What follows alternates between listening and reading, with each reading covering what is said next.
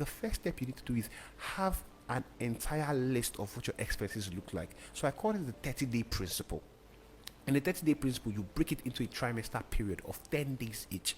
For the first 10 days, everything you're spending, write it down. You're going to Maraba, you write it down. You're buying a bottle of water, you write it down. You're buying food, you write it down. You're buying sweets, you're buying a hanky because Abuja is hot, you're writing it down. You're writing down you enter Korope, you're writing it down to the most minute things. You dash that guy 500 naira, you're writing it down. Now the idea is at the penultimate or at the eve of that 10 days, do an audit. Look at the entire list. You will see that there are loopholes where your money leak from.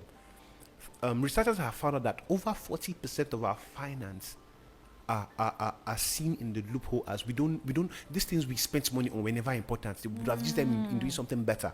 So you're now seeing loopholes, things that you spend on but did not make sense, things that you spent on but were not useful to you, things that you spent on that could not even add value to your life. So what do you start doing? You start cancelling these things out.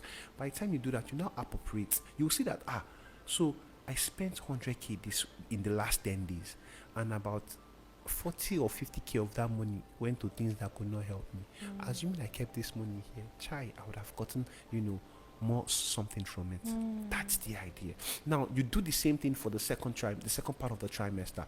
You write again, you edit. You write it again at the end, you audit. Now you bring the first part, you bring the second part, you see that there has been improvement. There's now a consciousness of spending. Like I said earlier, Nigerians don't have a money making problem. We have a spending problem.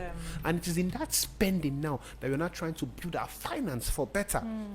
So by the time you're auditing the second, you'll see some loopholes, but it won't be as much as the first trimester.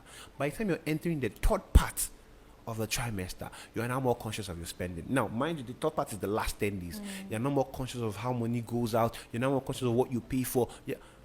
And you see that you now have more control of the money. At this point, it's not the money telling you what to do. It's now you telling the money what to do. Now, by the third part, the mistake the loopholes might used to maybe a bare minimum of 2-3%, but you're now better with your money when your next paycheck comes in. Now, the idea about all of this is you have an exact amount of how much you spend on food in a month, you spend on water in a month, transport in a month, how much you give out. You have a complete idea of everything because it's all written down. You've seen it, the figures, everything. By the time your next salary comes in, you already know where every single thing is going to and how much is coming out for you to save. Somebody say light has come.